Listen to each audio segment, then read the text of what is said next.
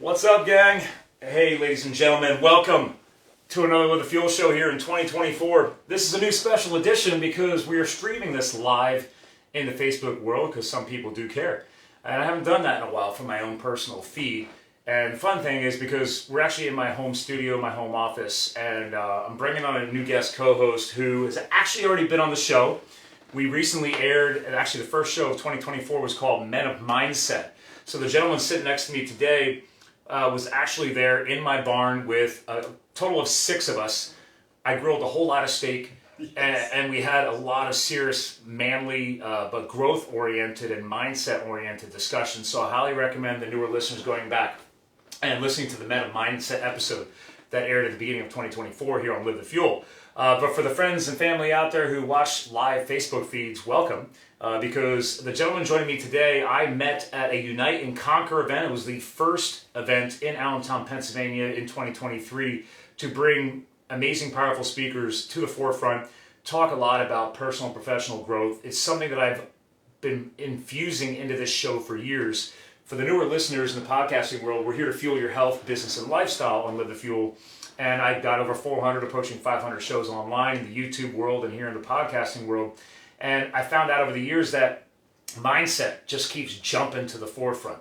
So that's why we did that manly night, and we're going to be doing it again. Wes and I may talk about that today, but I'm going to let him give you a quick background on him real quick. So as my guest co-host today, Wes Marcer, welcome to the home studio. You went first. Excited to be here. So literally I had to bring in the bar stools from my man's own barn, and it is winter. I could have set it up out there like we did for Men of Mindset. But we got some other activities planned this evening as well, so I was like, all right, I'm just going to hang in the home studio. Yeah. We'll rock out. You're giving me ideas right now because I've been looking for an excuse to move things around.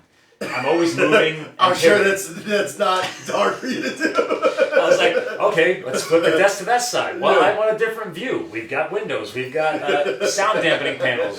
We have inspiring wall art. Yeah. So more to come for my home office once I'm done with this today because Wes has helped me trigger some change. Sure. So blame it on Wes. Yeah. Granted, that's not why you're here today. That's just an own personal side effect for me. Right. So thank you for joining us. And so yes, obviously, Unite and Conquer. Shout out to Brad Modrich. Shout out to Brad Modrich. Yeah, brother. Yeah.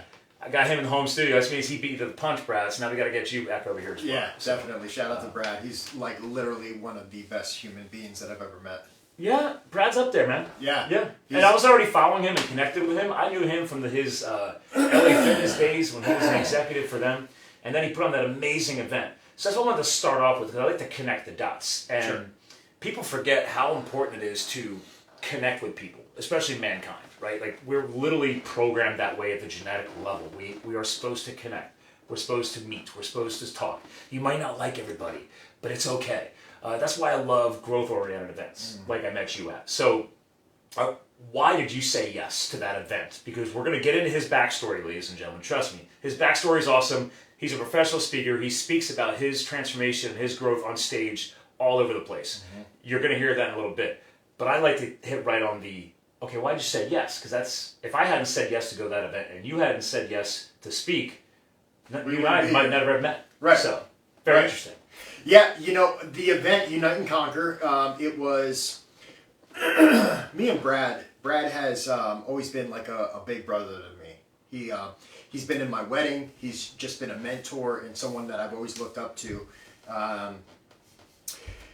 Just in his character, his discipline, and the way that he carries himself in all facets of his life. So, we, including you, we're products of personal development. Mm-hmm. It's something that I eat, sleep, breathe, and my life is a direct reflection of the time and attention and resources that I've invested into my mindset. And we've always said, the Lehigh Valley needs something. Yes. It needs an event. Why do I have to travel to all these big cities or jump on a plane?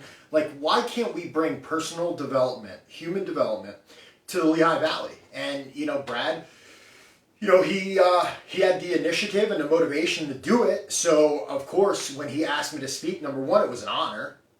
And number two, that's my brother. He was in my wedding.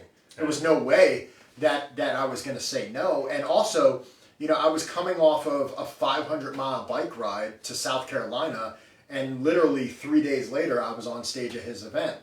And how I came to you to know who you are is the night before, I realized somebody shared the event.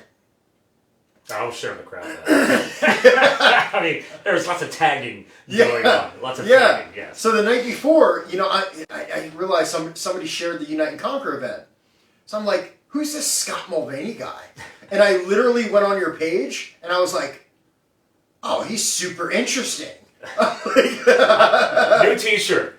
Super interesting. Yeah. I'm just going to get that made. I like that. Who's this guy that, like, rides bikes and, like, fight fires and skis and eats beef? Like, he's amazing. So the next day when you walked in the room, I acted like I had known you for years.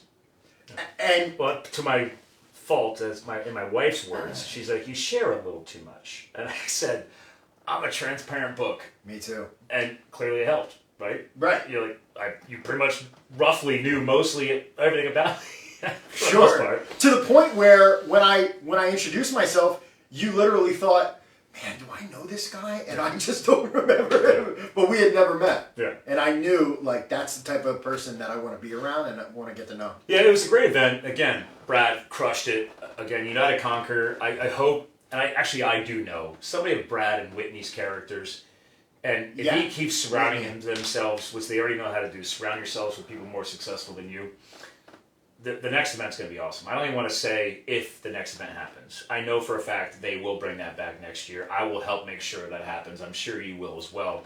We talked about it that night out in the barn, in a mindset. It's like, okay, dude, all the other speakers that were there in the barn, none of them had spoken at that event yet.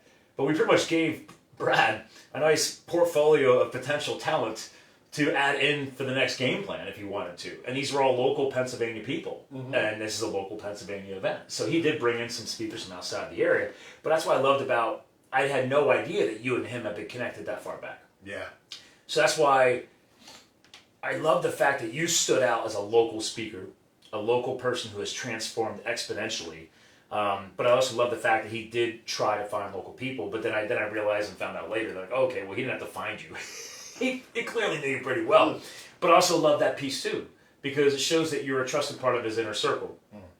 And he was willing to risk a new event that he's never hosted and run with a local talent that clearly was in the wedding with. So it was pretty cool. And I'm like, okay, I gotta get in touch with that guy after this event, because your presentation, your story was awesome.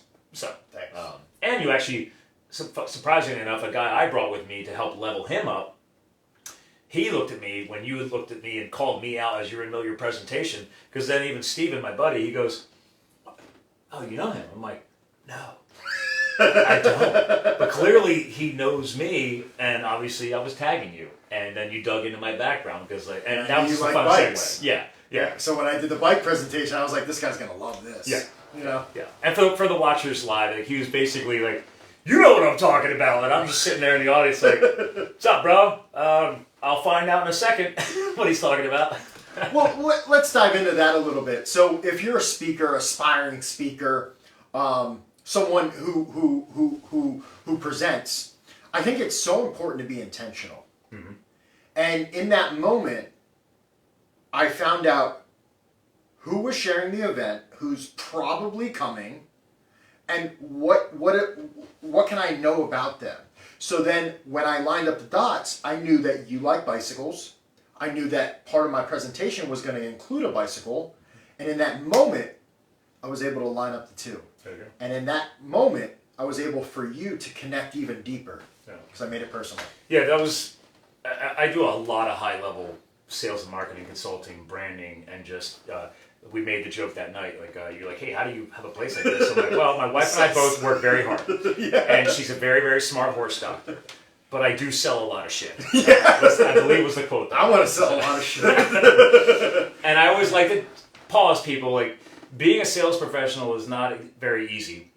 But also being a high-level sales consultant is even more challenging, because just like he said, and I think that if you trickle that educational point you just hit on, connecting with your audience, finding those ways, even in the real time, shows that you've been working hard and you've been finding ways to level up and working with some great mentors and coaches, because it's the same thing when you're on a date. It's the same thing when you're trying to get hired at a company.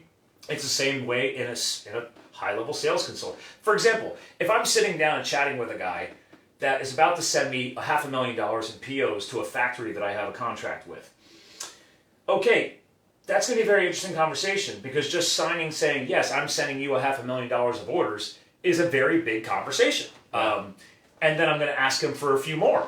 So you better build the relationship. Sure. And in the beginning, you better be doing some of that background research. So the funny thing was, you accidentally did some background research on me, only because I tagged you days prior. Yeah. And you didn't even know if I was definitely showing up, but you probably had a rough idea. But that was putting in some essential repetitions, those reps like going to the gym, right? It's putting in the reps saying, I'm going to plan to the best of my abilities. And then if I see these people, I'll be able to connect with them a little bit better. An opportunity. Yeah. But that didn't come overnight. Right? No. You didn't have a clue about that shit back in the day. No. You've had some great mentors. I've seen you a lot lately calling out your trainer, your coach, your guiding force to help turn you into a speaker. I figured I'd give you an opportunity to give him a little shout out. So. Yeah. I mean, look, I spoke for many, many years. And how I got into the speaking industry was, long story short, I was a homeless heroin addict in North Philadelphia.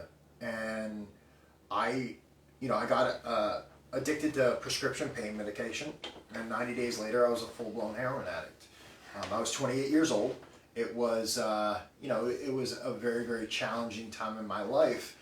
But the defining moment was when my mother walked in on me about to stick a needle in my arm, and the pain in her eyes was more than I could handle. And, I'm a man of faith. I don't hide that. And I dropped to my knees and I prayed like I never prayed before in my life. And through that, I made a decision, a real decision. And that real decision was, I'm going to do whatever it takes to, number one, never go back to that lifestyle ever again. And number two, to become the person that I was intended to be and find out what that is for me. Because up until that point, I was mediocre at best. At best. Probably below the line. And, so I got involved in personal development.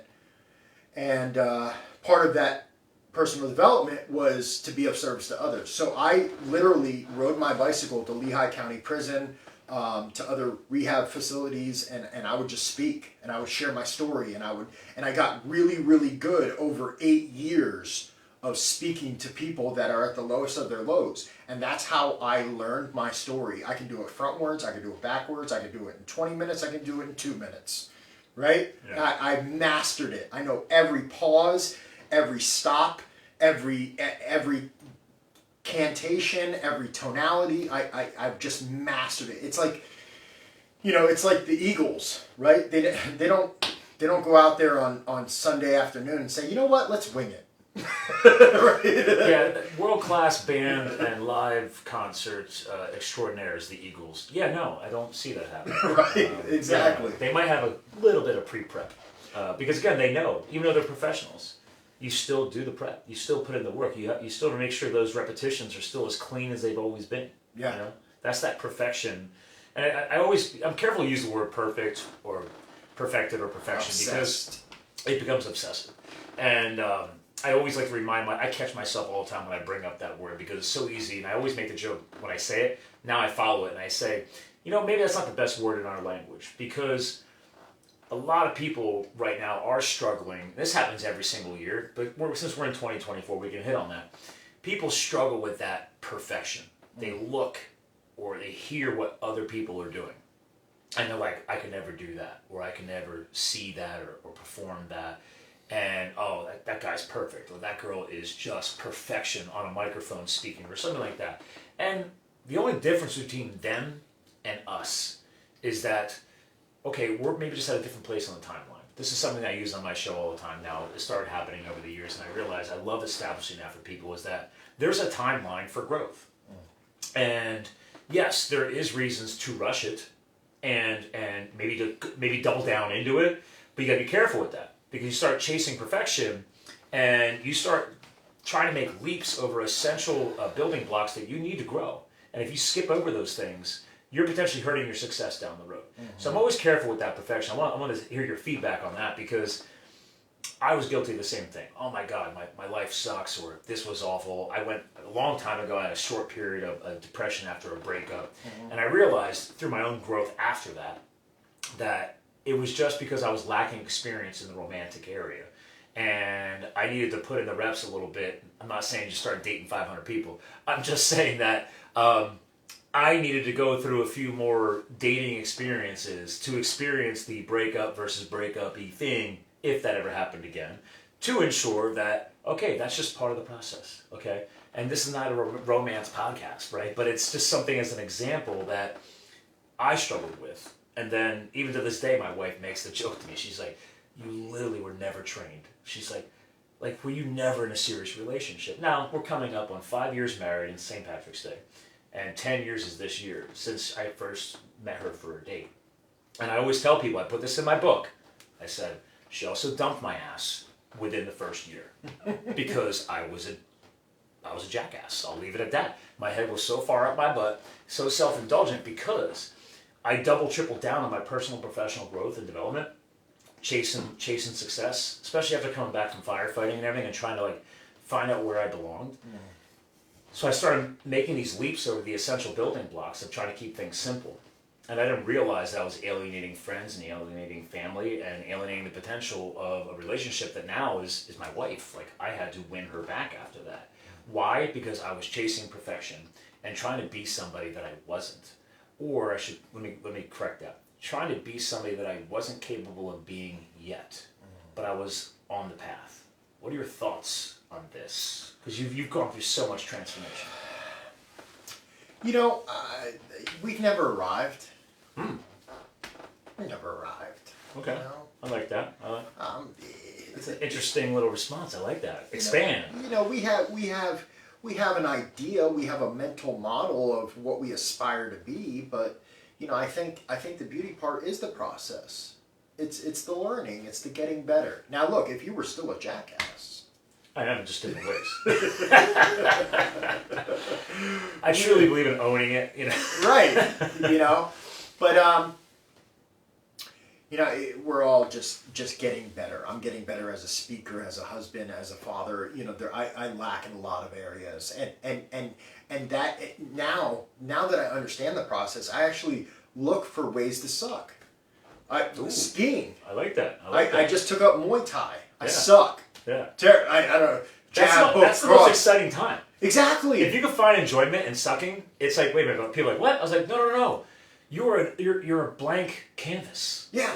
You don't know where it's going to go yet. Yeah. That's exciting. And look, when you have arrived, you're like, this is boring. It sucks. Right? And that's a good point. In every journey, in every process where I have transformed into a new version of myself, once I arrived at that destination point, I look back and I realize that was the gift. Was the getting better process. I like that, because as you grow, you realize that this is life. Life is actually, a life worth living, I love this is my thing, is constantly being challenged. Yes. Right? If things become stagnant, yes, that's dangerous to me. Yeah. Because and also, so mental diseases like Alzheimer's, they come from a stagnant mind. Yeah. They've done testing on this, by the way. They've tested different, and again, you have to take it with a grain of salt, right? But I'm sure there's some marketing behind this or some business. But I know for a fact, I've interviewed countless psychiatrists, psychologists, neurosurgeons, and when you stick people in an old age home or an aging property, whatever you want to call the business model, there's different types of properties like that, right? There's ones that have fully functioning physical activities, right? There's community organizations, all these things, right? So there's good and bad places that people as they age choose to go live at. I truly believe the most healthiest, most successful people, even in their 70s, 80s, and 90s, are the ones that are staying active, right? Even if you're playing, whatever, you want to play bridge, billiards. I love listening to Mike Rowe, the Dirty Jobs guy, his podcast obviously is viral. He's famous, right? But his parents are in an aging property down in Virginia, where they're from, or Baltimore, Maryland, wherever it is. And he loves promoting them because he says his parents don't run out of things to do. And his father's in his 90s. His mother is obviously in her mid-late 80s. She's now publishing books left and right. Yeah. I mean, everybody's like, well, shouldn't you be retired? And I'm like, well, what's your definition of retirement? Right. Right? Right. I don't plan on, quote, retiring. Like, if you don't keep this brain moving and you Yes. don't keep active, you will have lots of other negative side effects. 100%. Yeah. Yeah. Yeah. If nothing else, just with the definition of happiness. Like, I can't see that. My wife doesn't understand me. Like, we bought this house and it's got just under 3 acres. And I was like, yeah, I'm going to go build a home trail. And she's like, why? And I said, because I want to walk on it. And she goes, yeah, but why? And I said, well, because we can take the dog for a walk. Or if I want to go do a quick hot lap on the mountain bike or just throw a weight vest on and go hike, I want to cut a trail in. It's going to be defined. And then if we ever have friends or guests and they want to go on a stroll with me in my woods, we can. Because I have woods. And she goes, yeah, no one's going to do that. And I said, I don't care. Right? I was like, here's the thing, babe. I need to exercise my brain and my body. Yes. I'm going to go outside, get dirty, and run chainsaws and dig in the dirt like a grown child. Yep. Because all this technology that you guys can't see off camera, that can hurt you over time. You need to balance life. Right. Get outside, right? Yeah. Like you were making a joke on yourself in skiing. Yeah. You got some growth ahead of you. How long ago did you start that up again? 3 years ago, I took up skiing. Yeah. And this year, I'm on Black Diamonds. And, you know, how I got involved in that, well, going back to the mentors, Paul Martinelli took me from a guy who could speak to a professional speaker. Yeah. He definitely did. You were at that threshold finally where you needed somebody to help you break through. Yeah, there's little incantations, little things that I've learned over the process of the last 3 years of mentorship with him that has really taken me to another level. And, you know, I couldn't say that prior to working with him. But Paul, he's learning Italian, right, at 65 years old. Yeah, I got to around to doing that too. No. 57. He's 57. I'm sorry, Okay. Paul. Paul, if you ever see this, I'm sorry. Age is only a number, Paul. Age is only a number. So. But he's learning Italian. Another one of my mentors, oh my gosh, Tim Fallon, CEO of PBS. Very, very, very successful man, learning guitar, right? Many other of my mentors are all learning something new in their 60s. Yeah.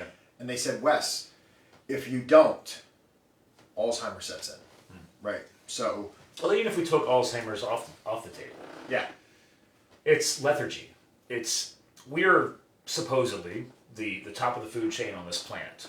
Whatever happens outside of our atmosphere, I don't have time to get into it, right? But here on this planet, we're supposedly the top of the food chain. We are supposedly one of the smartest species, and to our detriment sometimes. But the point is that we're always capable of growth. We have developed into what we have today in our genetics now that didn't even exist hundreds, if not thousands of years ago in the history of Homo sapiens and even prior. So part of that is look at the history. That's why I always tell people, don't forget history, because look how far we've come. Yes, there's some negatives that come along with it. But, you know, the Industrial Revolution, for example, obviously the growth through science and technology just thanks to, unfortunately, because of wars and stuff like that. Yes, there's always going to be negatives tied to the positives, but either way you look at it, we are a species that can't stop growing. We are meant to grow. I don't care what age you are. So that's why when I hear about, I just had a kid reach out to me, I think he's from India. I don't know, I'll have my team look into it, but he's like, hey, I want to come on a podcast and speak. One, I respect the hustle, right? Now, I don't get cold people just coming in hot like that. But I realized he's like 15, 16 years old, and he's a motivational speaker somewhere in another country, and he wants to come on my show and talk. Nice. So I need to dig into it. I got to make sure he's legitimate. I want to make sure he has a great story. But I don't look at age as a defining factor. If he pulled his head out of his butt way before I did and realized that he wants to be a better person and help other people in this planet, and because that's what true motivational or inspirational speakers, I feel, are trying to do, right? We're taking what we've learned and finding a way to help others with it. Yeah. And I was very impressed by that. I've never had a young kid reach out to me And I was like, okay, we got to dig into that one. I don't have a lot of time right now. I handed it off to one of my assistants. I was like, yo, please, let's figure out what this kid's about. Let's see where he's been. And maybe he's only been on maybe 2 podcasts. I don't care. If he's got the right message, I'll listen to it, and it'll be good for the audience, right? But that's at a young age. You just brought up some very high-level, influential people, 50s, 60s, and beyond, that they're still testing themselves. Like, hey, guitar, another language, right?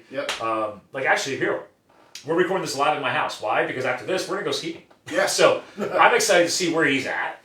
And because you obviously, in just 3 years, have accelerated relatively quickly. I used to work with a race team in the Pocono Mountains here in Pennsylvania for many, many years. My wife grew up in ski racing. So I've surrounded myself with talent that has helped me level up my ski skills over the years. So I'm just intrigued. I was like, hell, I tell people all the time, if you just ski with somebody who's better than you, keep your eyes open, keep your ears open, and just have fun. And you'd be surprised what you pick up, right?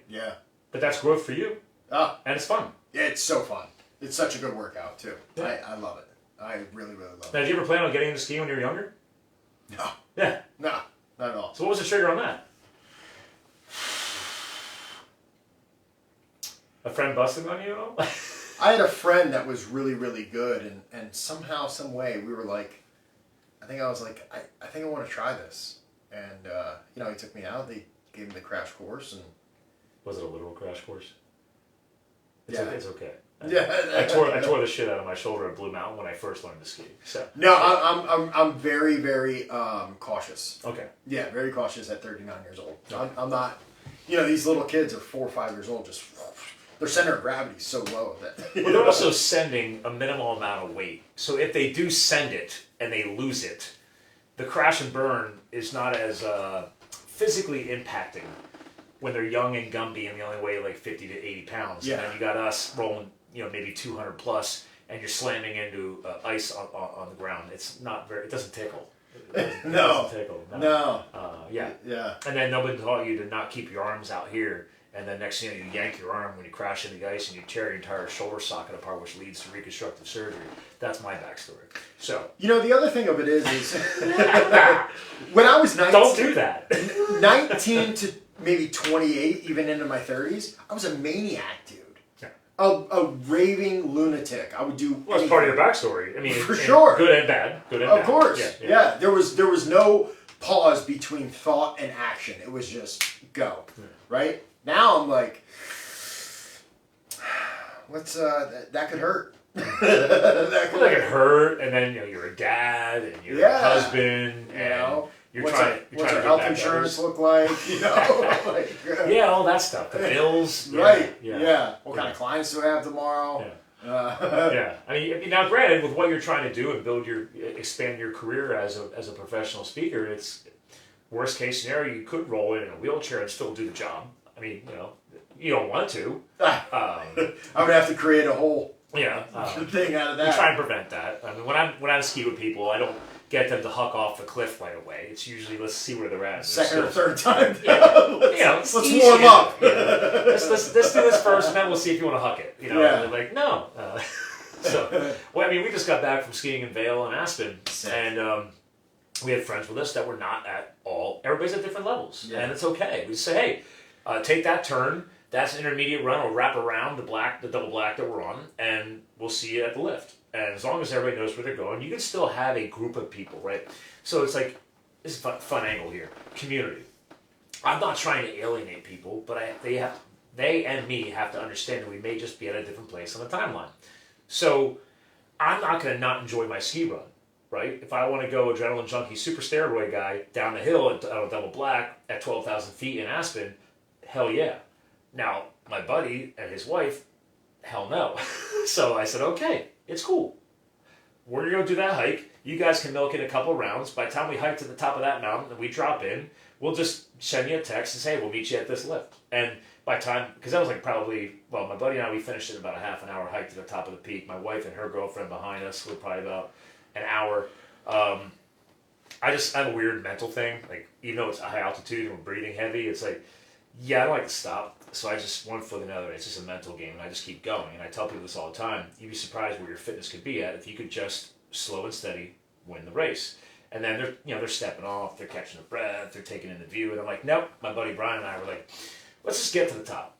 And then we could take all that in, right? And then we get to hang out for 15, 20 minutes. Then everybody else catches up. We do some selfies, do the photos, do some videos, and then, put your gear back on and drop off the mountain, But that's not for everybody. It's okay. It wasn't for me years ago. I was like, I couldn't do that if I tried.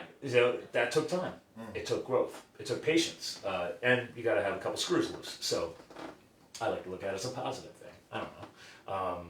What are your thoughts on that? Screws loose versus growth. Go. Well, it's controlled, right? You can get better two different ways. It sounds like you're saying, right? Yes. You could just go full throttle with no responsibility, or you can allow the law process to take effect, and you can get a little bit better and feel a little more comfortable, and do it in a healthy way. I think one way is, and I'm living proof that one way is prone to bad things happening, right? And the other way is unfortunately with less risk. Pharmaceutical painkillers and stuff. There's never a lot of positive that comes out of that. What's that? The drug world and all that world and the addicted. Because I just got back from Arizona. Believe me, there's guys I used to fight fire with that all had that background. Oh, really? Not heroin. It was meth. Okay. Yeah. So let's go into this. Let's do it. Yeah. Because I don't have that. I never did a hard drug in my life. I never even smoked a cigarette in my life. Yeah. Right. So my wife might even say that I was a little square. I don't know. Is that still a term? And that's okay. That's old school, isn't it? Sure. Old school's new school. It's fine. So maybe I was a little square. I don't know. Yeah. I'm writing my book, and you're an inspiration to that. Yeah. Congratulations. Yeah. It's never an easy journey, but all you upcoming authors, if he's going to do it, and if I already did it, you can do it. Yeah, you can. Just stay consistent. Stay consistent. Don't take a zero. Don't let a week go by where you didn't touch it. Actually, that's a very, very good tip. At least something a week keeps you're gonna hit the writer's blocks and stuff like that. You're right. At least a weekly thing. Yeah. Hopefully, you have somebody in your corner. I do. Good. Yeah, I have a writing coach. Sweet. That's awesome. Yeah. And all he's there to do is say, you should change this sentence a little bit. That was my editor. Yeah. Shout out to Hillary. You're so awesome. Editor that became my publisher, who was also not officially in her job title, the coach, because then she would shoot me a text. She's like, you haven't sent me anything. And I was like, I'm traveling a lot. She's like, I don't give a crap. Yeah. Michael does that too. She's like, your story, as in all future authors out there, I love her. Your story has to be told. Somebody, even if it's just one person, could benefit from that story. Right. Then you have to put it down. Yeah. That's what her words were. Sounds like he's similar. Yeah, he'll definitely reach out to me like, hey, I haven't heard from you, and I'm thinking to myself, I'd rather stab myself in the eye than, dig up these old wounds, right? but there's growth from that too. There is. Yeah. There is. And, so writing my first book, it should be out probably end of April, mid-May. It's called Keep Peddling. The life of Wesley Morris, basically a memoir type, but there's also some personal development pieces in there, so it's not just a story of my life, and so it's fresh. And one thing that I realized that I had completely forgot about for probably 15 years is that I was a bedwetter. I was a bedwetter from the time I was 0 to probably 22 years old. Now, wow, that's a long time. I always thought. I think I probably had a couple spells when I was a kid. Yeah. I remember it's funny you bring that up. I remember plastic sheets or something. Yeah. Like a mattress cover. Yeah. But it wasn't like a long-standing thing. I just remember that in my memory. I figured that all kids, I don't know, especially if you went through trauma. I've read a study on that. They say a lot of that is tied to traumatic issues, maybe in the home. I don't know. Interesting. Yeah. I don't know if you observed that or not. No, but I will do that research. But in the late 80s, there was this pad, and anytime you would pee on it, it would go. Oh, they had like a moisture activated sensor or something? Yeah. That sounds traumatic in itself. It was traumatic, dude. Is that making it any better? Had to sleep in the bathtubs and So I say that to say, and by the way, after 13, most of it was alcohol induced. But prior to that, I developed this low self-esteem as a result of people being mad at me, my stepmoms, and not wanting to sleep at other people's houses for fear that they might find out this dirty little secret about me that I wet the bed, right? And it was completely out of my control. I mean, I woke up, I was wet. What do you want me to do? Right. I was sleeping, right? I had no control over this. But yet, the negative energy towards me was there. It was prevalent. And it was probably out of frustration or whatever the case may be. So I say that to say that I developed a low self-esteem early on. And then when I turned 12 years old, I realized that my whole life was a lie. I come home at 12 years old, and the state police detectives have my whole house surrounded. And I'm standing on the sidewalk, and I see my mother get carried out in handcuffs for running a prostitution ring. Now, there's a shocking thing to come home to. Yes, at 12 years old.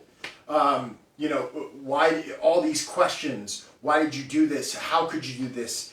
All those nights that I thought you were working late, you were really, whatever the case may be, and all these other people that were in my life, they were a lie as well.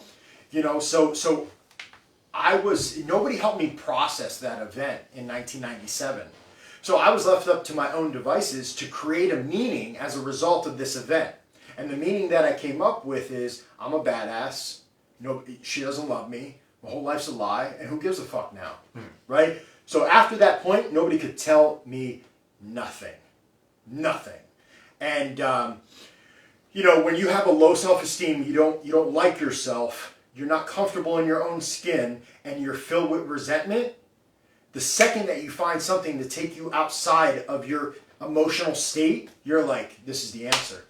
This is the answer. Whether it was cigarettes or marijuana or drinking, it all started shortly after that event. And I've done some extensive research in this. There's something in there called the A1 allele complex. So my coach, Dr. Rick Roberto, is one of the greatest minds that I've ever met. And he spent his entire career studying addiction and behavior, human behavior. So there's some doctor of psychology, or what's his? Yes, he was a clinical psychologist. Okay, clinical psychologist. Yep, Okay. worked with the San Francisco 49ers, the New York Mets, the Yankees, Texas Rangers. Like he's incredible. And so there's something called the A1 allele complex, and it's in the 11th and 12th chromosome in people that are prone to addictive behaviors. Right? There's people literally that can snort a line of cocaine, walk away, and never do it again.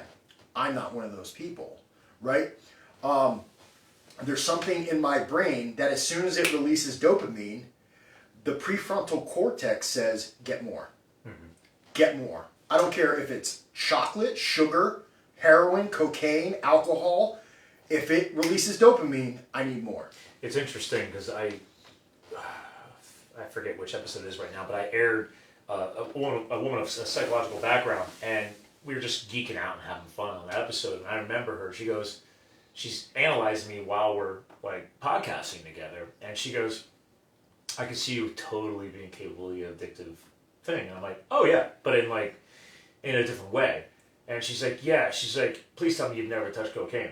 And I was like, "Why?" She goes, "You would not do well with that." And I said, "Okay, thank you for the support." And she said, "No, seriously." She's like, "I'm just surprised, as hard charging as I am, why I've never accidentally done that." And I was like, from a young age, maybe it was growing up on the farm, working hard, I don't know. They were like, I see something that's bad. And don't get me wrong, I did some bad shit. But I didn't do stuff like that. And I said, either A, I was worried about it, or B, I had seen enough negative out there that I didn't want that happening to me. So I was able to flip that possible chemical switch or hormonal switch to other things, right? But yeah, I could flip a switch and dive all in, like me leaving the corporate life and going to be a wildland firefighter. Everybody in my professional circles were like, "What are you doing? You just finished how many years of working at nights and weekends, paying my own way through school, just making that resume look amazing, managing people, executive type shit." And I was like, "Yeah, but I'm not happy." So when I flipped that switch, it's just like, all right, that looks like it's going to make me happy. I'm going to go try that. Yeah. And granted, most people probably thought that was like a Scott on something. Right. Right? Because like, okay, you literally gave everything up, fit your life in a car, and drove west to fight wildfires for the next 2 years. That's not normal. Okay, but that's how I flipped that chemical switch, and I went all in. Yeah. And I put that all in the book because going all in on that created some negative side effects that I didn't realize, right?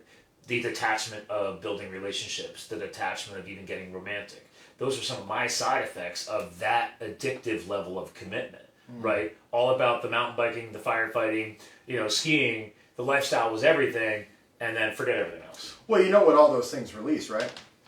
Dopamine. Adrenaline. And adrenaline, yes. Yeah. And I'm an adrenaline junkie. I quote that all the time. And here's the thing, is that as human beings, we get addicted to emotions, to the way that we are supposed to feel. Yeah. If you don't think you're addicted, give me this for a week. Right? Yeah. Right. Get your hand off of that. Yeah. Take that away for a month. Yeah. And for the podcasting world, he's holding up his smartphone, right? The listeners out there. And that's actually, a lot of professional speakers bring that up. The ones who get it, it is so true. We have enough studies on it. Dude, you don't think Apple and or Samsung for the Droid world out there, or all the app developers, the video game developing software companies, they've all figured that out. They've hired professional PhDs, scientists. Same thing with the manufactured food industry, the crap that's making America sick. Dude, they're making things taste, smell, or feel addicting. Right. They're playing that to their successes. Yep. There's GABA and there's dopamine. And those two chemicals are competing against each other. Right? So if dopamine knocks out GABA, feel great. If GABA knocks out dopamine, feeling a little down. Right? And what companies, what products, what organizations have realized is that if we can give you something to release dopamine, you're going to want more of it. And that's scary. And the problem is, they know that in the end, they have enough evidence to prove that that's going to make them a lot of money. They don't care if it turns you into a hot mess. So my job is to be aware. Your job is to be aware. Right? Do the research, understand yourself. I can tell you, without a shadow of a doubt, that being a homeless heroin addict in North Philadelphia was literally the best thing that ever happened to me. Because it drove me to have this relationship with self that I never had before. And well, thank goodness you were capable of reaching that point. 100%. Because a lot of people don't reach that point. No. There are so many lost souls that are dead and gone as a result of, the pharmaceutical industry. It's tragic. It is tragic. But with that aside, I went on this pathway of personal development and finding out who Wes is. That's how I uncovered, you wet the bed. And I became self-aware, not because I wanted to come on a podcast and sound good. Dude, I was literally trying to save my life. And you had a worried mother, right? Who you now work together. It's amazing, right? Yeah. Funny story about my mom. So she gets arrested in 1997. One of the most embarrassing things I've ever seen anybody go through in a small town, while a whole town kicked her back in. Yeah, I had to slide her in, man, full circle. Yeah. The story is crazy. But like crazy cool now, but crazy. Right. Yeah. So, just a scared little farm girl with no job skills, no life skills. And look, it took me 25 years to realize that my mom was just doing the best that she knew how, with the level of awareness that she had. So if you're out there and you're struggling with a resentment with your parents and how they raised you or didn't raise you, or the environment that they did or didn't give you, the question is,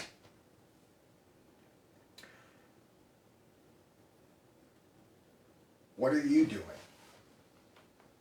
What are you doing? I like that. So, 1997, she gets arrested. She stays in the same business, underneath the same name, in the same town, in the same building, and rights or wrongs. Got rid of all those people, changed her ways, and did therapeutic, legitimate massage. 3 years later, the year 2000, I come home from high school. I go check on my mom. Hey, Mom, how was your day? Wes, I want you to meet somebody. I sit at the desk. I look to my left, and there's Donovan McNabb, the head quarterback of the Philadelphia Eagles, walking down the hall. And he says, hey, Wes, it's nice to meet you. My mom went on to be the head massage therapist for the Philadelphia Eagles from 2000 to 2012 because she never ran. Yeah, and we're not talking about 2 years. That's 12 years. 12 years. 12 years. Every big name you can think of. If there was a problem, they would have shaken it out in the first couple of years. Yeah. Clearly, she was good. She's the best. Yeah. Literally gifted. And you weren't working with her yet, right? No. No. No. I, you know, my mom righted her wrong. She faced her challenges. I, you know, wasn't capable of doing that yet. So I had to go through my own process and my own trials and tribulations. And it wasn't until I was 29 years old that, you know, I stepped away from that lifestyle. And through that process, like you, I was an ironworker welder making $80,000 a year. I thought I had everything that I ever wanted, but I'm miserable. And I realized, shout out to Tony Robbins, that success without fulfillment is the ultimate failure. You can never fix a spiritual void with a physical thing. I don't care how big it is, bro. Yeah. And I walked away from the security of working for somebody else. I sold my car after driving without a license for 9.5 years. I told the girl she's got to go, and I told the landlord I got to go. And I started riding a bicycle. And through riding a bicycle and walking dogs for $10 a day on the west side of Allentown, I heard this voice, and it says, "Go help your mom." Go help my mom? I'm an ironworker welder at the time, right? A big ego, pride, you know? You want me to go rub dudes' backs? What are people going to think? What are they going to think? I swear to you, Scott, to this day, I don't know who they are. There's never been a day. How many people get held up by that? Oh! That thought process we just hit on is very, very, very common. I used to be that. I mean, actually, Brad, again, shout out to Brad. Brad was just putting a video up on his feed the other day about this, and I was like, yeah, he nailed it, right? Like, stop giving a shit what other people think about. Because they're probably not thinking about it either. But you're going to waste time on that? Like, don't worry about anybody else thinks. Focus on what is growth-oriented and what is going to benefit you and your family and your futures together. Don't worry about what somebody may think along that transformation or that journey.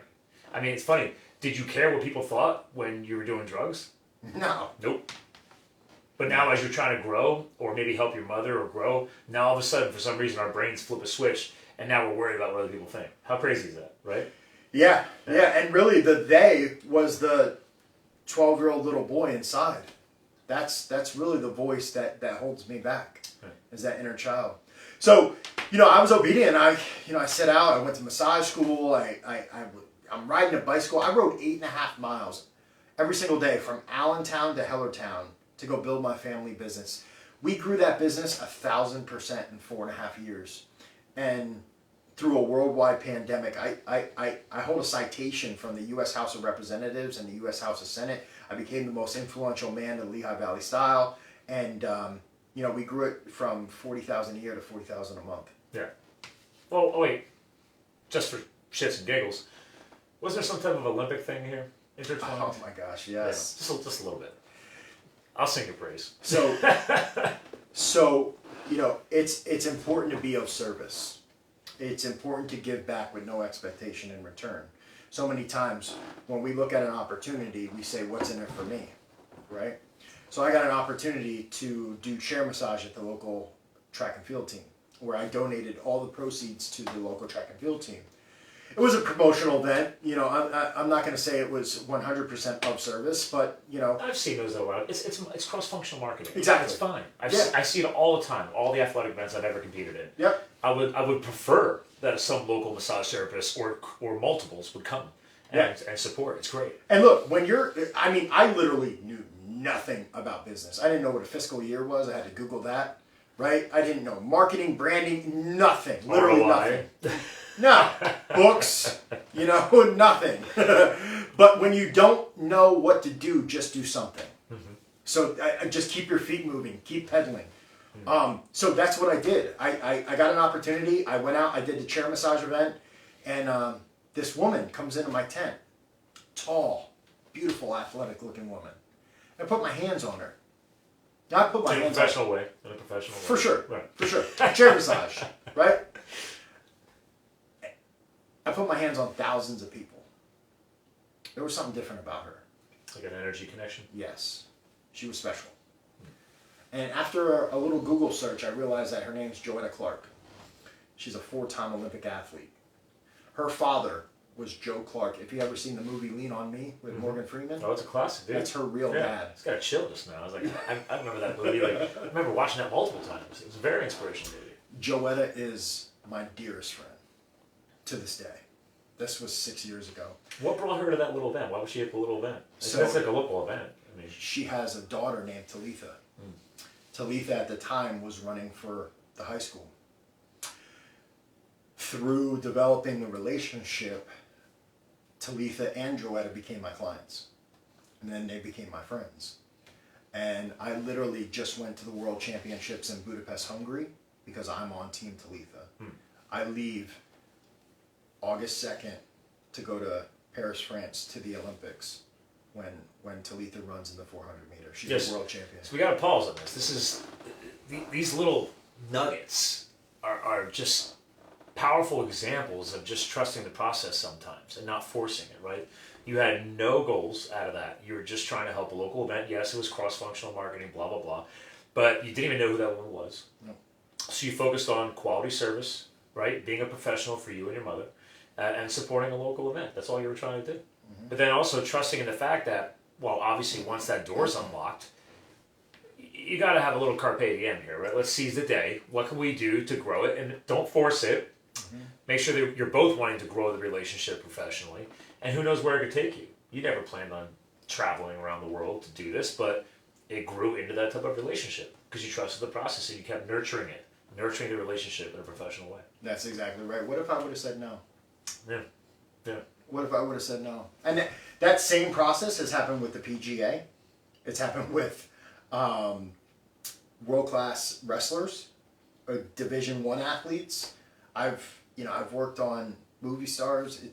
It's absolutely incredible. Yeah, it's interesting. There's a great quote I heard years ago, which if you don't hear it right, it could contradict what you're saying. But it's a classic. Most people growth oriented have already heard it. It is, everything you say yes to in life means you have to say no to something else. Correct.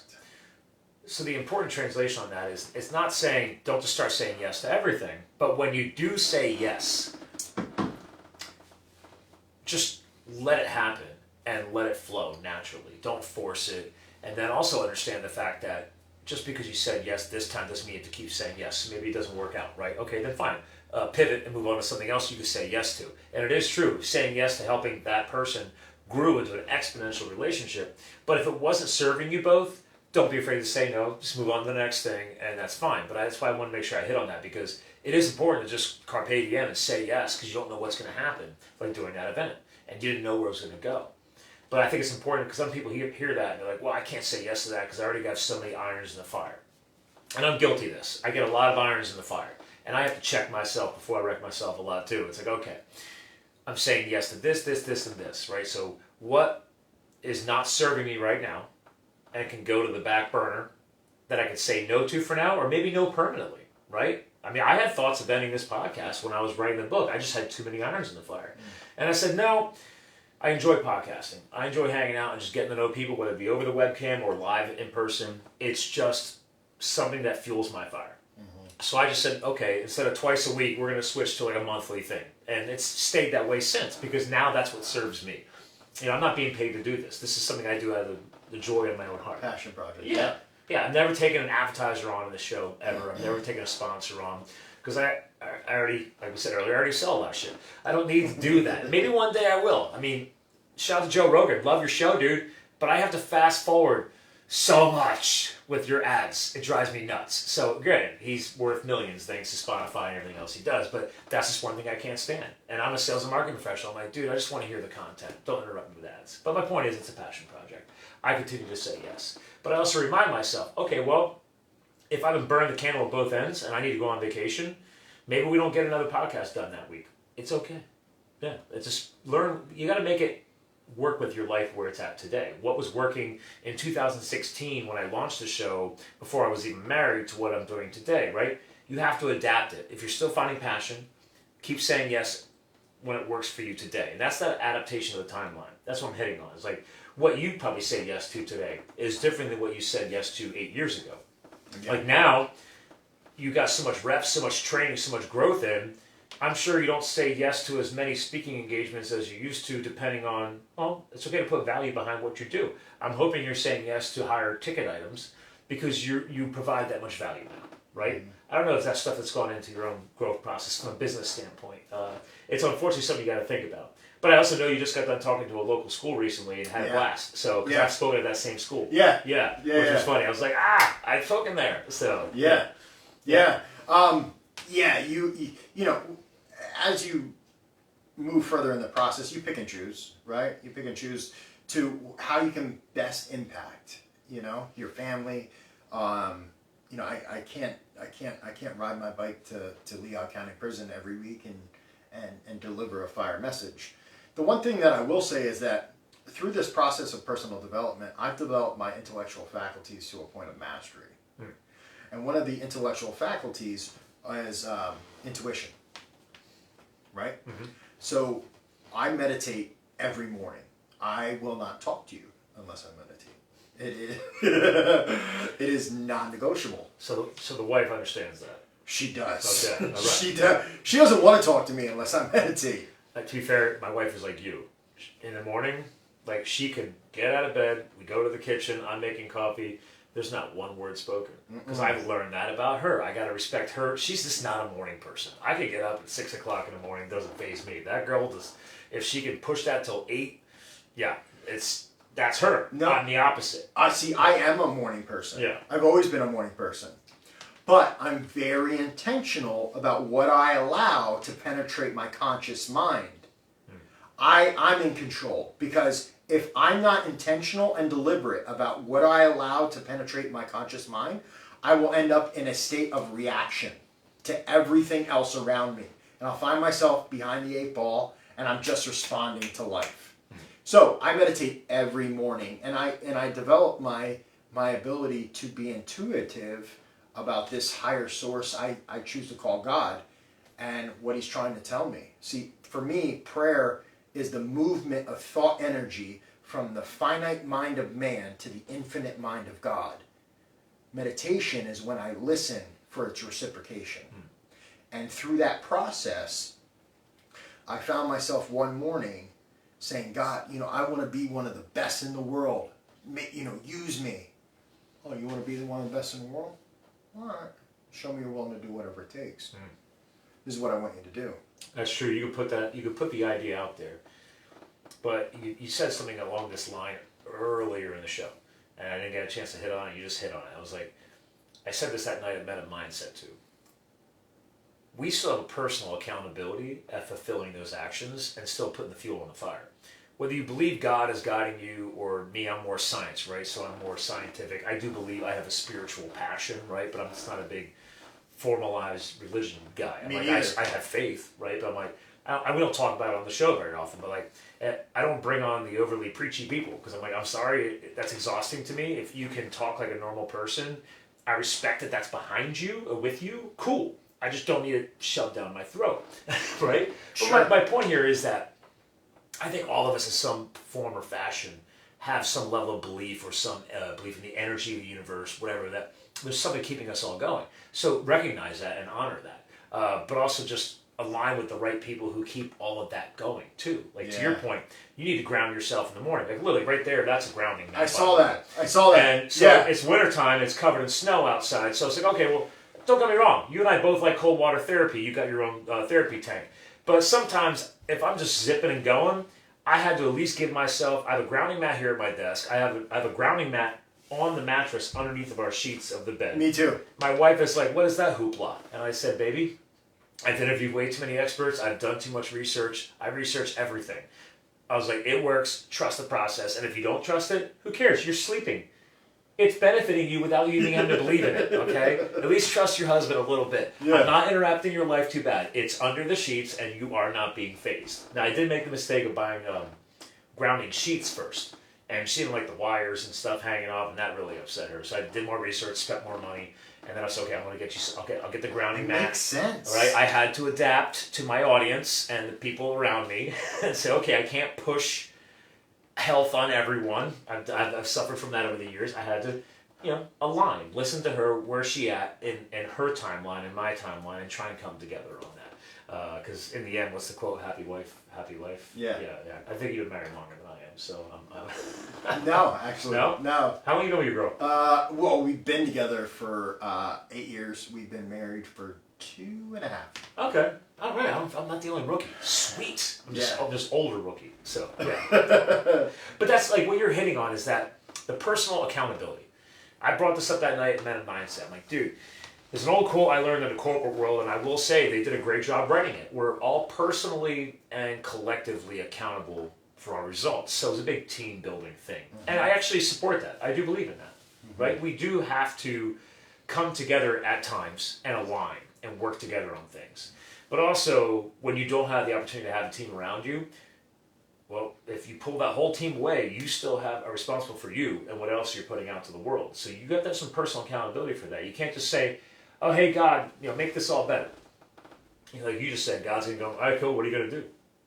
Because I can't, I'll guide you, but you still got to put in the reps, right? You can't just wish to lose weight. You can't just wish to have biceps. You can't just wish that you don't have broken hormones or metabolic issues because of your diet that you have in the refrigerator, right? It's like, dude, that takes time. That takes research. That takes education. That takes surrounding yourself with people healthier and fitter than you, cross-pollination of knowledge. But then in the end, that's you getting up every single day, developing your protocols, whether it be meditation in the morning or whatever, and then being consistent until it becomes just an everyday part of your life.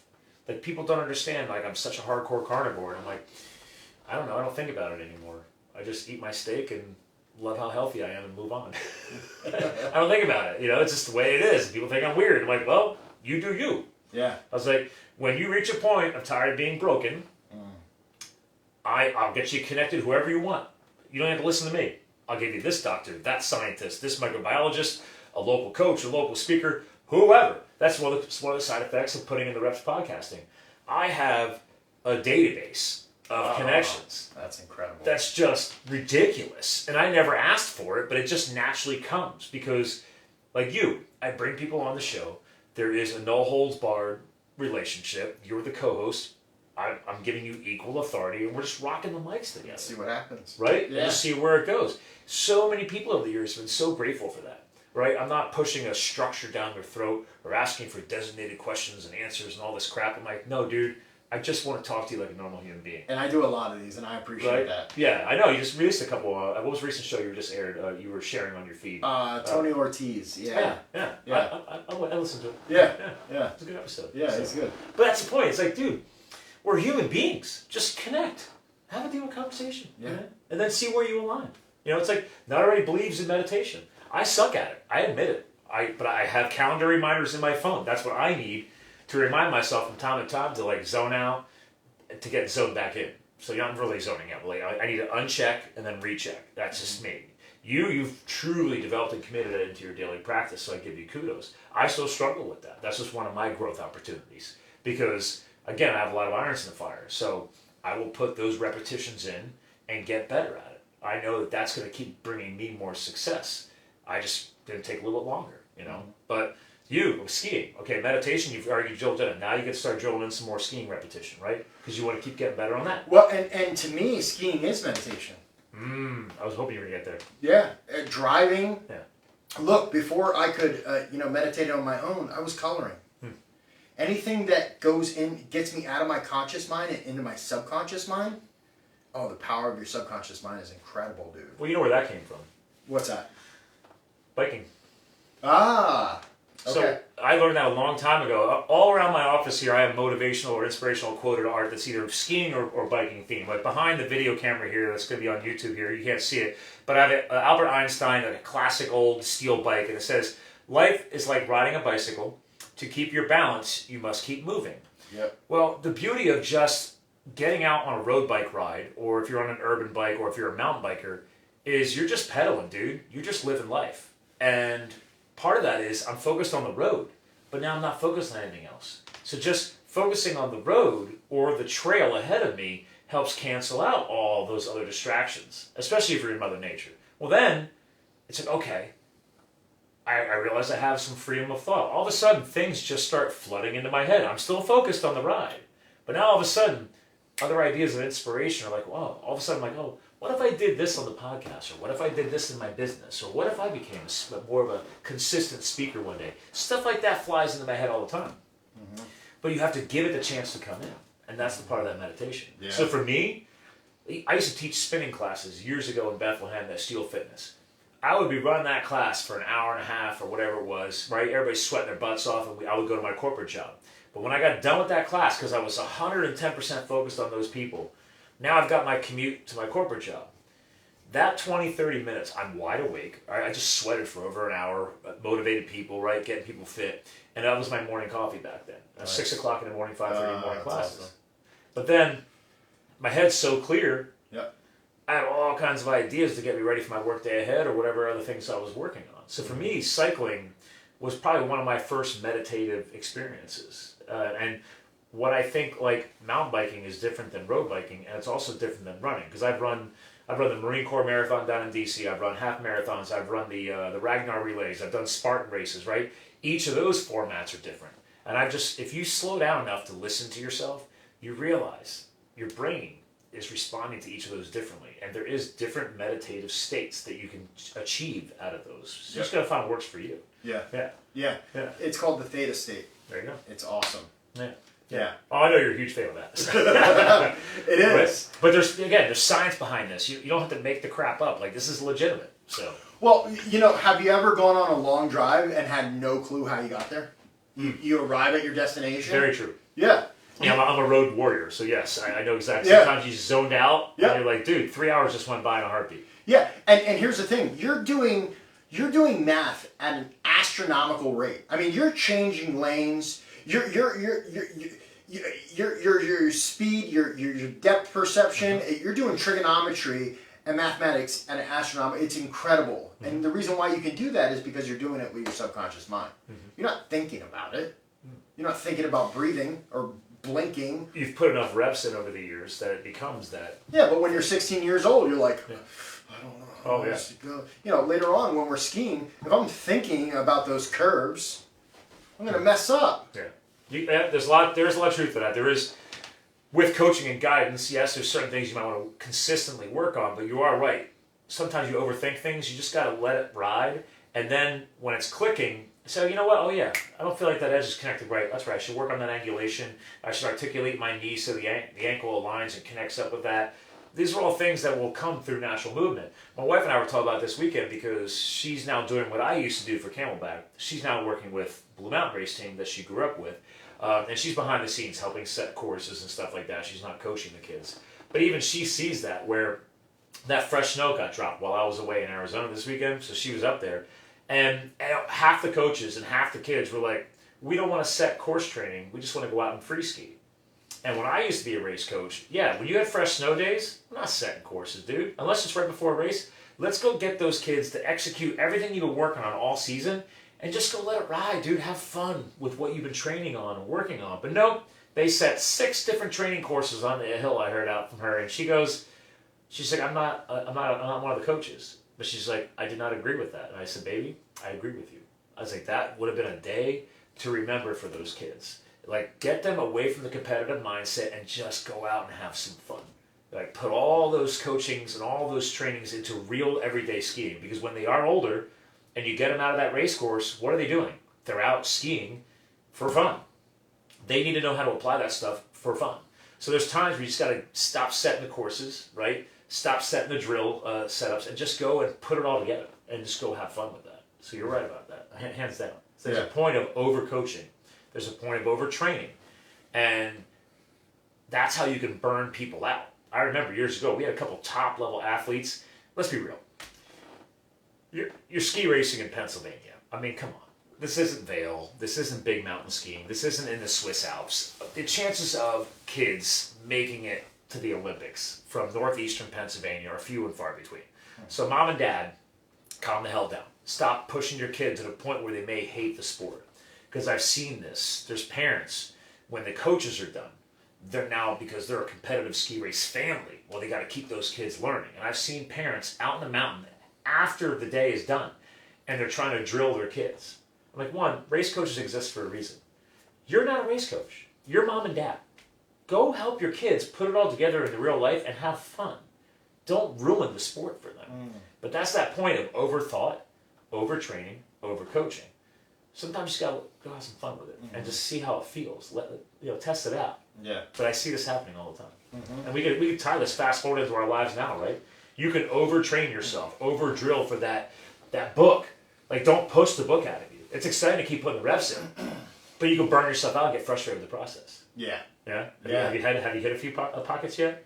Oh yeah, there's definitely, and that's with anything. Look, I understand that, the greats, Kobe Bryant, they push themselves way past the point where most people would quit, right? And I understand that, that's where greatness happens. But for the average Joe, like myself, I want to do things, I want to make good, positive changes in my life. And in order to do that, everything has to be in harmony. And I love that your podcast is about business, health, lifestyle, right? And everybody's seeking for this thing called balance, right? And I'm saying, seek for harmony. Seek for your business life to be in harmony with your lifestyle, with your family life, and your exercise life, and just have everything in harmony. Like today, I worked on the book. I did a leadership mastermind with a real estate group. One of my coaching clients just went from not even placing in the wrestling tournament last year to winning the entire thing.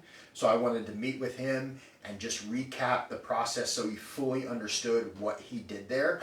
And now I came to this podcast, and now we're going to go skiing, and that's my life. This is the life that I designed. Pretty cool, huh? It is. It's amazing.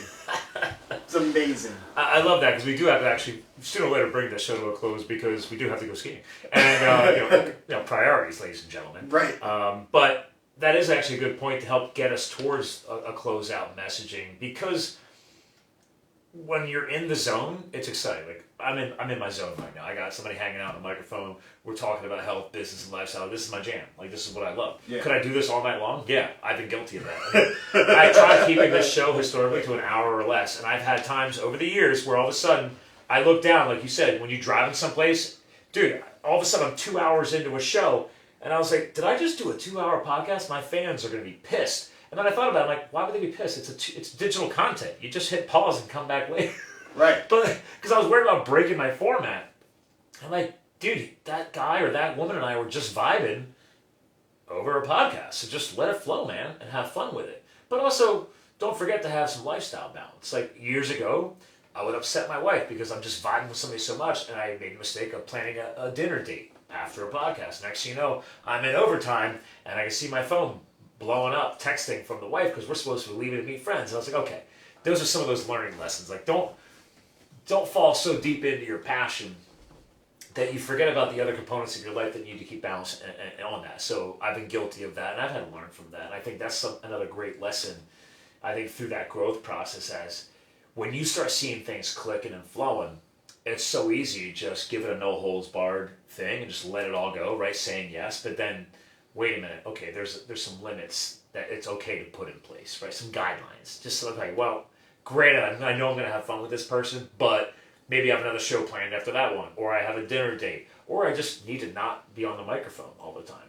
There's those things. I mean, when I was doing 2 shows a week, it was a lot in the beginning, and then I realized it was wearing on the relationship a little bit, and I was like, okay, I need to be there now for my wife, right? Yeah. So, don't be afraid to work that back in. Yeah. So yeah, but when things click, it's exciting. Yeah. And you got the fires lit, and you're like, you don't want to stop, right? Right? I mean, I'm sure that's part of that addictive component you talked about earlier in the show. People with drugs, for example, but if you could find a way to flip that chemical trigger to something positive, that's if nothing else came out of the show either. I think that's something that I loved hearing from you too, is that yes, granted there was a drug or an alcohol problem, but you moved away from all of that, right? You don't do drugs, you don't drink, right? You're a family man now. You're a speaker trying to make a positive influence on this world. Yeah. Yeah. You found a way to flip it. Yeah. And for a better good. Helping your mother grow her business, right? Yeah. Being world-class massage therapy company, like that's huge, dude. Yeah. Yeah. And I like to end with the bike analogy. Please do. I love pedaling. He does, and and that's how we got connected. So, the same voice that told me to go help my mom told me to let it all go. So I let go of a $500,000 a year business that I built while riding a bicycle. And when I was talking about meditating, the one morning, I'm asking, I want to be one of the best in the world, right? And, okay, you want to be one of the best in the world? Show me you're willing to do whatever it takes. So I literally got a message that said, I want you to go ride your bike to South Carolina. And October 1st, I left and I rode a bicycle on the Blue Ridge Parkway, 479 miles, 52,000 in elevation change over 9 days. Because there's an organization that mentors young boys without fathers down there. And when I came back and I processed the entire event, I was like, dude, you just rode your bike to South Carolina. That's incredible. FYI, I'm a huge cyclist. I've never biked to South Carolina. I've driven it, and in a car, my record to Greenville, South Carolina from Bethlehem, Pennsylvania, years ago was about anywhere between, depending on traffic, 8 to 9 hours was my best times. Usually it's 10 to be fair. There might have been some speed limits broken. I can neither confirm or deny that, but the point is that, think about that. That's in a car. Guy did it in a bike, and then left the bike there because you were donating. Yeah. You were giving them something that's symbolic with a shitload of inspiration behind it. And what I realized after I came home is that bicycle that I rode is a metaphor for a successful, meaningful, and purposeful life. And what I mean is the first thing you have is the handlebars. Those are decisions. Our decisions create our destiny.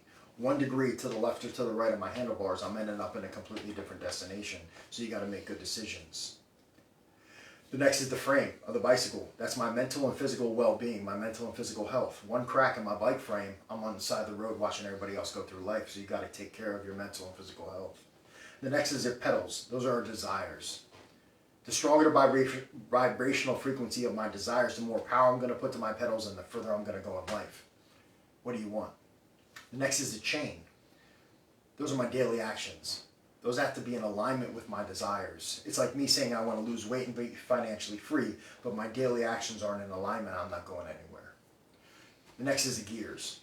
Successful people know when to switch gears at the appropriate time. The gear that I'm in now isn't the gear that I'm in with my clients or with my family. You got to know when to switch gears, and you have to have the foresight to see what's coming down the road of life so you can get in the appropriate gear and maximize your efforts. The next is the wheel. That's my support system. At any given time during that 500-mile ride, all 230 pounds was on one spoke. And in life, you're going to have to rely on a handful of people. So make sure you have a good, strong support system around you. The next is the tires. Front one's filled with inspiration, back one's filled with motivation. Now, on that ride, I had to check and fill my tires daily. Because if you ever try to ride a bike on flat tires, it makes it really hard to do. So you got to find something that inspires and motivates you on a daily basis. The next is a seat. You're going to have to support yourself. There may come a time where you're the only person that believes in your dream. You're going to have to support yourself. How are you doing that? How are you talking to yourself? Nobody's going to believe in your dreams like you believe in your dreams. You got to have to support yourself. Lastly, my favorite is the brakes. Everything in the universe is subject to the law of rhythm. Sun goes up, sun comes down. Tide goes out, tide comes in. Winter, spring, summer, fall. Everything is subject to the law of rhythm. Sometimes you're grinding uphill. Sometimes you got momentum and you're coasting down. On those downhills, don't forget to use your brakes. Slow down. Take in the views and enjoy the ride. We get so fixated on getting to the destination that we completely miss the entire journey. And life is so beautiful at 8 miles an hour. So keep pedaling. Well, I couldn't close out a show any better. You could drop the mic, but they cost a lot. Ladies and gentlemen, the history of the show, especially in the past recent years, was in the beginning I always asked people to leave some final words behind. He just did. Then that grew into, what is a legacy you're trying to leave behind, in case people forget everything else we talked about on the show. And you can hear the legacy throughout this entire episode, so that was already established. That final biking mantra is just why I invited him into my own home. Well, twice now. The barn counts as the home. It's on the property. But it's a different world. And I got a mug. Yeah. And he's the first to get a taste of the Men of Mindset custom mugs that I ordered. That's how much I believe in that night, and we will be getting together again. I think it's going to become a quarterly event. That's what we were supposed to. So I'm just going to set a date, by the way. You and I are going to ski tonight. That's my homework. We're just going to pick a date, And then if the other guys from before can make it, great. If new guys come, then we adapt and we keep going. Because sooner or later you have to set a date and commit. And we haven't done that yet. Yeah. So we have to lock that down. So that's some of our partial homework while skiing, besides having fun and just enjoying the snow. So ladies and gentlemen, we're here to fuel your health, your business, and your lifestyle. Wes helped us do that today. Make sure you're following Wes Morris online. He's everywhere, Facebook, LinkedIn, Instagram, all the things. If you're working for an organization, a charity, a company, a business, and you need somebody to come in that can drop stories like his background and his transformation personally and professionally, he's got my vote of confidence. If you care about whatever I say, please reach out to him. Set up a meeting. Thank you. Bring him into your organization. He's worth it. WesleyMorris.com with a T. WESTLEYMORRIS.com. There we go. So, want to go make some turns? Let's do it. Okay, we're going to make some turns. So thanks for tuning in. This was a live feed tonight over Facebook. I haven't done that in a while either. Remember, we're here to fuel your health, your business, and your lifestyle. Wes helped us do that today. So thanks for tuning in. Keep pedaling. Live the fuel, people. We'll talk to you soon.